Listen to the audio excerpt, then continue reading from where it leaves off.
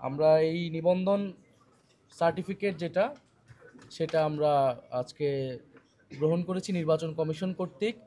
আপনারা জানেন এবং প্রিয় দেশবাসী সকলেই জানেন যে আমাদের এই নিবন্ধন প্রক্রিয়ার শুরু থেকেই আমাদের জাতীয় নাগরিক পার্টির কেন্দ্রীয় এবং তৃণমূলের নেতাকর্মীরা তারা অক্লান্ত পরিশ্রম করেছেন। অত্যন্ত কম সময়ে তারা এই সকল শর্ত, নির্বাচন কমিশনের সকল শর্ত আমরা পূরণ করেছি। আমি আজকে আমাদের জাতীয় নাগরিক পার্টির সর্বস্তরের নেতাকর্মী যারা কাজ করেছেন এবং এনসিপির শুভাকাঙ্ক্ষী যারা আমাদেরকে নানাভাবে সহযোগিতা করেছেন তাদেরকে আন্তরিকভাবে ধন্যবাদ এবং কৃতজ্ঞতা জানাচ্ছি। নির্বাচন কমিশনকেও আমরা কৃতজ্ঞতা জানাচ্ছি এবং আপনারা যারা আমাদেরকে কাভারেজ দিয়েছেন, মিডিয়া কর্মী ভাই ও বোনেরা, আপনাদেরকে আমরা ধন্যবাদ জানাচ্ছি। আমরা এই নিবন্ধন সার্টিফিকেট পেয়েছি, একই সাথে আপনারা জানেন যে আমাদের প্রতীক বরাদ্দ হয়েছে। অনেক চড়াই উতরাইয়ের পরে আমরা আমরা একটা প্রতীক পেয়েছি এবং এই প্রতীকটি হচ্ছে শাপলা কলি প্রতীক। আমরা এই শাপলা কলি প্রতীকে এবার এনসিপি নির্বাচনে অংশগ্রহণ করবে ইনশাল্লাহ। জনগণের আশা আকাঙ্ক্ষার প্রতীক হিসেবে, গ্রাম বাংলার মানুষের প্রতীক হিসেবে শাপলা কলি এবার নির্বাচনে থাকবে এবং ইনশাল্লাহ আমরা জনগণের সেই আকাঙ্ক্ষা অনুযায়ী কাজ করে যেতে পারবো।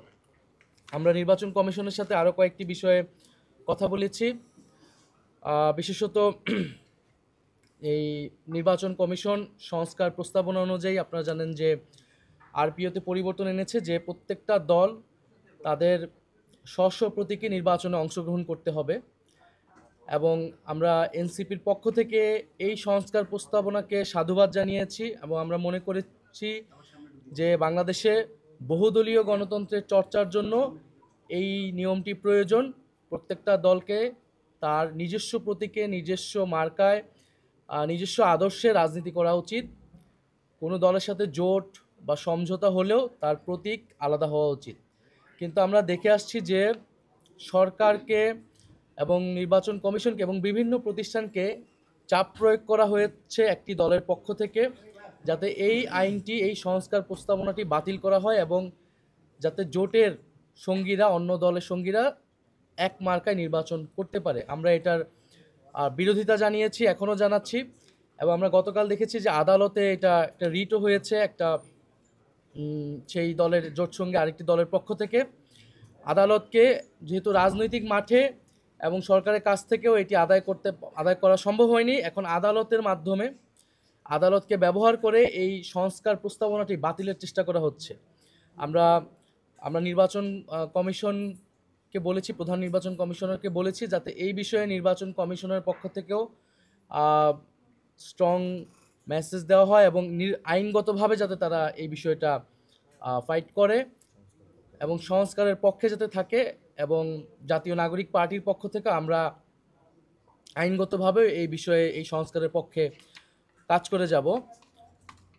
দ্বিতীয় আরেকটি বিষয় হচ্ছে যে আমরা বলেছি যে হলফনামায় যে প্রার্থীরা যেই তথ্য নির্বাচন কমিশনকে দিয়ে থাকবে সেই তথ্য যাতে নির্বাচন কমিশন যাচাই বাছাই করে এবং সেই তথ্যে যদি ভুল থাকে নির্বাচন কমিশনের পক্ষ থেকে যাতে ব্যবস্থা নেওয়া হয়। এছাড়াও নির্বাচন কমিশন কর্তৃক যে আইন, সেই আইন যাতে সবার জন্য সমানভাবে প্রয়োগ হয়। বিশেষত অর্থ ব্যয়ের বিষয়টা আপনারা জানেন, নির্বাচনের সময় বাংলাদেশের নির্বাচন সংস্কৃতিতে কালো টাকার ছড়াছড়ি থাকে এবং যেই অর্থ নির্ধারিত থাকে তার থেকেও অনেক বেশি অর্থ তারা ব্যয় করে। সেই বিষয়ে যাতে নির্বাচন কমিশন কঠোর অবস্থান গ্রহণ করে এবং আইন ভঙ্গকারীদের যাতে ব্যবস্থা নেয়। আমরা চাই এবারের নির্বাচন একটি সুষ্ঠু নিরপেক্ষ নির্বাচন হবে এবং যেখানে প্রার্থীরা তারাও স্বচ্ছতার সহিত নির্বাচনে অংশগ্রহণ করবেন, এই বিষয়ে যাতে নির্বাচন কমিশন ব্যবস্থা নেয়। আরেকটি যেটা কমন বিষয়, সব দলই বলে, আমরাও বলেছি যাতে লেভেল প্লেইং ফিল্ড, সেই লেভেল প্লেইং ফিল্ড নিয়ে উদ্বেগ রয়েছে, আমাদেরও উদ্বেগ রয়েছে। এখন যেই ডিসি এসপি তাদের বদলি হচ্ছে সেই বিষয়ে যাতে নির্বাচন কমিশন খেয়াল রাখে, সেখানে রাজনৈতিক প্রভাব আছে বলে আমরা মনে করছি।